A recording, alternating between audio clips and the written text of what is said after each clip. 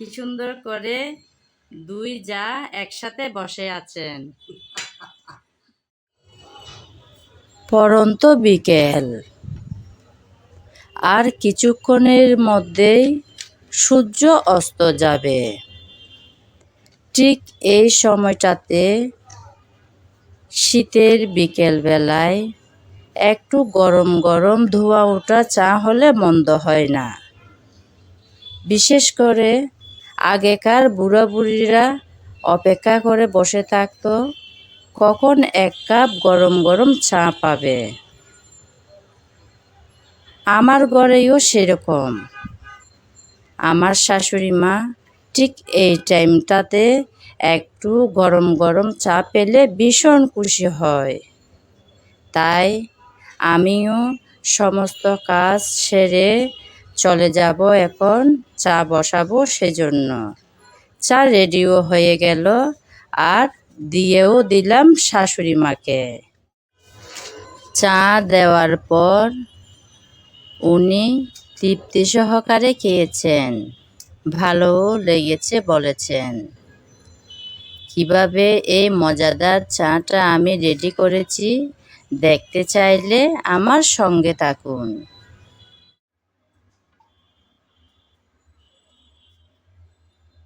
বন্ধুরা, চলে আসছি আমার সেই ছোট্ট রান্নাঘরে চা বসাবো বলে। আপনারা আমার সঙ্গে থাকুন।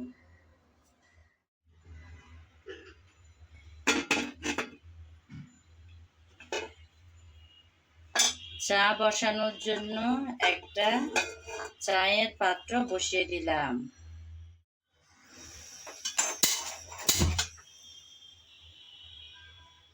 চুলা অন করে দিলাম।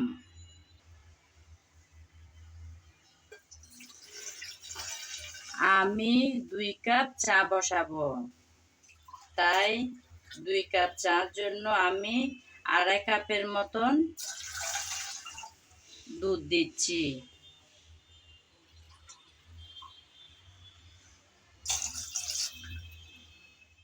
এখন দিচ্ছি 3টার মতন এলাচ, তারপর একটা তেজপাতা 2 টুকরা করে ছিঁড়ে। এখন অপেক্ষা করব বলক আসা অবধি। দুধ কিন্তু ফুটিয়ে ঘন করতে হবে না, কারণ আমি আগে থেকে দুধ জাল করে রেখেছিলাম।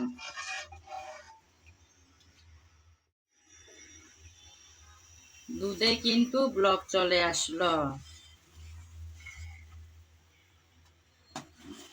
আমি আবারও একটু নেড়েচেড়ে মিশিয়ে নিলাম। এখন দিয়ে দেব চিনি। আমি এখন চিনি দিয়ে দিচ্ছি। যেহেতু আমি 2 কাপ পরিমাণ চা বানাবো, তাই 2 চামচের মতন চিনি দিলাম। অবশ্য মিষ্টিটা যে যেমন খেতে পছন্দ করেন সেরকম দিতে পারেন। আমি আমার আন্দাজ মতন চিনিটা দিলাম।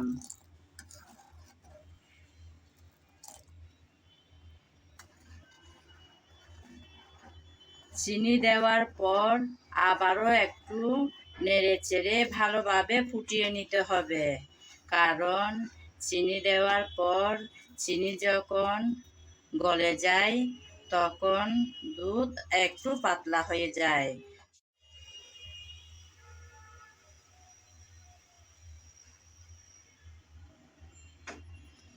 চিনি দেওয়ার পর আমি কিছুক্ষণ আবারও ভালোভাবে ফুটিয়ে নিয়েছি, যাতে দুধ সে আগের স্থানে চলে যায়, যেভাবে আমি প্রথমে দুধ জাল দিয়ে ঘন করে রেখেছিলাম। এখন দিয়ে দেব পাতা, অর্থাৎ চা। আমরা তো চা পাতা বলি, তাই বললাম পাতা। এখন চা দিয়ে দেব।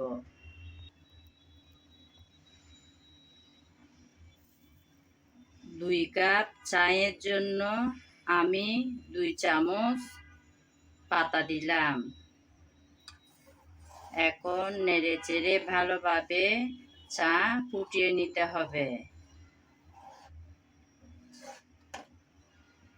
আমার আজকের এই ছোট্ট আর সামান্য এই রেসিপি যদি কারো ভালো লেগে থাকে তাহলে আমার চ্যানেলটি সাবস্ক্রাইব করে আমার পাশে থাকবেন। আর যদি ফেসবুক পেজে দেখে থাকেন তাহলে পেজটি ফলো করে দেওয়ার অনুরোধ রইল।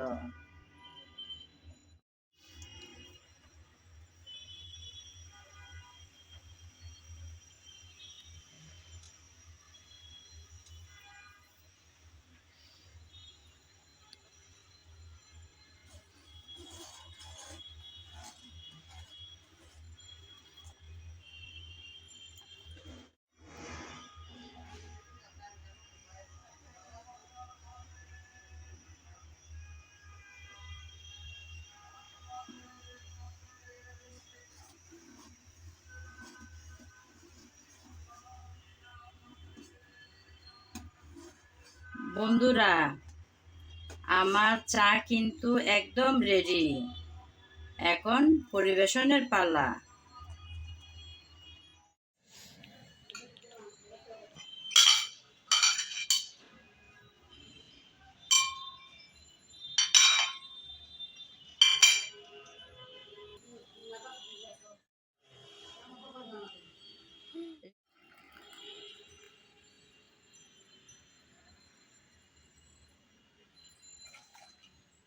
দেখুন বন্ধুরা, কি সুন্দর কালার হয়েছে চায়ের।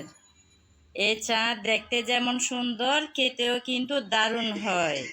চাইলে একবার ট্রাই করতে পারেন আমার রেসিপিটা ফলো করে। রেডি করা চা, এবার পরিবেশনের পালা। আমি তো আপনাদেরকে আগেই বলেছিলাম আমার চা আমি বানিয়েছি আমার শাশুড়ি মাদের জন্য, তাই চা তো রেডি, সঙ্গে দিচ্ছি বিস্কুট। এই যে দেখুন বন্ধুরা, আমার শাশুড়ি মারা কি সুন্দর করে দুই জা একসাথে বসে আছেন। এটা হচ্ছে আমার শাশুড়ি মা। আপনারা তো নিশ্চয়ই এর আগে অনেকবার অনেক ভিডিওতে দেখেছেন আমার শাশুড়ি মাকে। এটা হচ্ছে আমার আরেকটা শাশুড়ি মা, আমি ডাকি কুলুমা বলে, আমার শাশুড়ি মায়ের ছোট জা। এখন দুই জা একসাথে বসে চাটা খাবেন। সবাই আশীর্বাদ এবং দোয়া করবেন যেন আমার শাশুড়ি মারা ভালো থাকেন, সুস্থ থাকেন আর নিরাপদে থাকেন। আরও অনেকটা বছর যেন এভাবে আমাদের সাথে পার করতে পারে। আমার আজকের ভিডিও যদি আপনাদের ভালো লাগে তাহলে আমার চ্যানেলটি সাবস্ক্রাইব করে আমার পাশে থাকবেন।